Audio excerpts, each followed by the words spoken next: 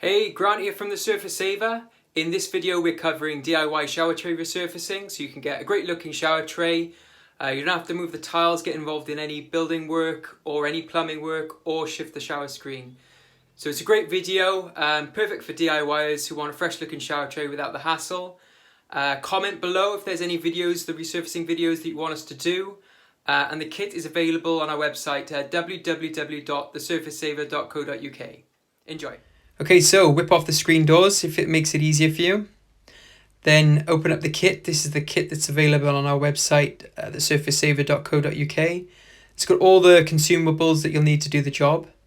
So the first things first is take the blade from the kit and place it in your handle. The first job is to take off the silicone bead from around the edge. Now, when you do this, you'll want to make sure that you cut as close as you can to the tiles and cut as close as you can to the shower tray.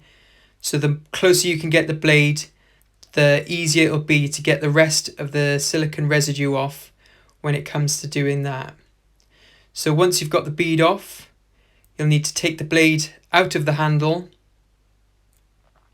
take it out, and then scrape every bit of residue that you can from the tiles and from the shower base itself. Next up, use the blade from the scraper to scrape away any of the gunk from between the shower tray and the screen itself, so you get a nice clean edge to resurface up to. Then remove the cap from the waste. If your waste hasn't got a cap, don't worry. You just need to finish the resurfacing material around the outer edge of the waste hole itself. So now onto the cleaning stage. Take the gloves from the kit and pop them on, and take the cleaner from the kit and apply around the outer edge of the shower tray, and then onto the shower tray base, making sure that you clean the shower tray cap if you have one. Wipe around to cover and leave for 10 minutes. So once you've let the cleaner sit for 10 minutes, give the shower tray a really good scrub, getting into all those corners where grease may have built up over the years, cleaning the base of the tiles, and cleaning the shower tray cap if there is one. Rinse thoroughly with warm water so all of the grease and grime that's built up over the years has washed away, and also all of the cleaning residue has also been washed away. Once you finish rinsing, either bag up the shower head or hang it over the other side of the shower screen so no drips fall on us when we're working. Now we need to thoroughly dry the shower tray. If you've got a rubber squeegee, then squeegee the excess water down the drain. Otherwise, clean dry towels will do the job just nicely. Thoroughly paper dry the shower tray, making sure to get into all of the corners, the drain itself. Here we've spotted that there's a little bit of excess silicone in the drain hole, so we're just going to remove that with a knife. Make sure that that's all completely clean and dry, and then air dry with a hot air gun or a hairdryer. It's really important now that we make sure that there's no drips or any water that's going to fall onto us when we're resurfacing. Get under the tiles. If you need to, get some strips of the tissue paper and run them under the tiles or in the corners to make sure it's completely dry. And if there's any repairs that need doing, repair them with car body filler before you move on to resurfacing. So mask off the tiles now, leaving about a 2 or 3 mil gap between the masking tape and the shower tray itself to allow the material to flow under. Go all the way around the perimeter if you can, ideally in one piece, to make it easier when you want to take off after we've finished resurfacing. Now you need to mask off the drain itself. Now we're masking off just underneath the drain cap, but if your shower doesn't come with a drain cap, make sure you mask off all the way to the outer circle of the drain and trim off with a blade. Remove the excess masking tape after trimming. To protect the bathroom floor, with the brown paper that's provided, place some sheets along the floor and tape it with a few strips of tape to stop it from moving while you're working. Open up windows and doors to create as much ventilation as possible. Now we're ready to mix the material before resurfacing, so take the gloves from the kit and put them on, and apply the hot air gun or hairdryer.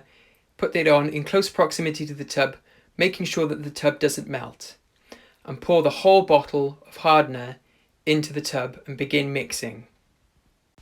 Mix thoroughly with the stick provided for at least 10 minutes, making sure that you scrape all the material from the sides of the container and mix it in thoroughly. Leave to stand for another 10 minutes and then give it another quick stir before we apply.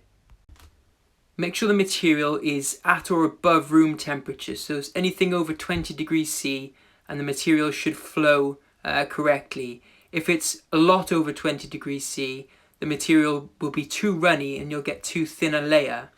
So if it's above room temperature, that's fine.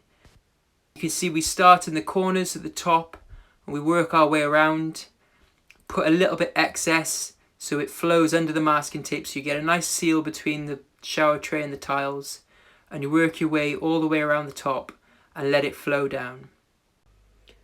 When applying the material, just make sure that you apply it to all the surfaces and there are no bald spots or patches that you've missed. Get a nice thick layer on and the material will self-level on its own to give you that perfect finish. Now you've got the vertical surfaces and the top surfaces covered, it's time to work on the base. For a shower tray this size, you should have about 1/3 of a tub left over, which is normal. Now fill the cup pretty much as full as it can be and apply fairly evenly over the base of the shower tray.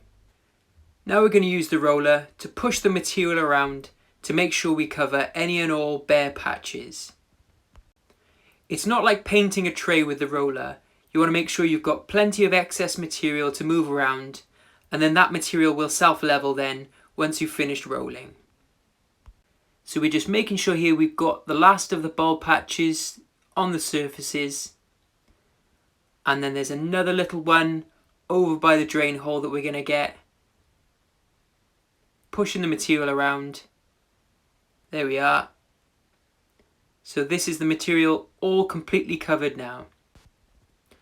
A few crisscrosses back and forth just to even everything out and help it along its way. And this is all the shower tray, the resurfacing done in one take to show you that this is how easy it is. It really is this simple. Here we have a hair in the material, just pick that out with the cocktail stick provided and then hit it with the heat gun. Not for very long, this is just a pop of the air bubbles. We'll start taking the excess out of the drain now. You'll have to do this a couple of times before we're finished. And now if you've got a drain cap, you'll want to make sure you apply a little bit of the material to make sure it's as bright and white as the newly resurfaced shower tray. And now that you've resurfaced the cap, just hit it a little bit with the air gun to pop any air bubbles that may have formed. Use the cocktail stick provided in the kit to find the end of the masking tape and pull away from the perimeter. We always remove the masking tape while the material is still wet and runny, because sometimes it gets dragged away from the edge during the process, and if it's runny it can still flow back and meet the edge of the wall. This is the second time we are cleaning out the drain now, so we're still at the stage where it's quite thick, so it's probably best to use your finger with gloves just to clear off the excess. After about half an hour, we noticed that the material had flowed from the top and down the sides and had pooled around the edges of the shower tray. This is normal and can be easily rectified by moving the material from the edges back into the centre. Work your way around all four sides, moving the material from the edges into the centre, and then crisscross as we did before. This will probably cause more bubbles to form, but just hit it with the heat gun again to pop any bubbles that have formed. Keep clearing the excess material that flows into the drain every half an hour for the next 2 to 3 hours. If you've got a drain cap like this one, you can simply remove the material and the masking tape and pop the drain cap back on the following day.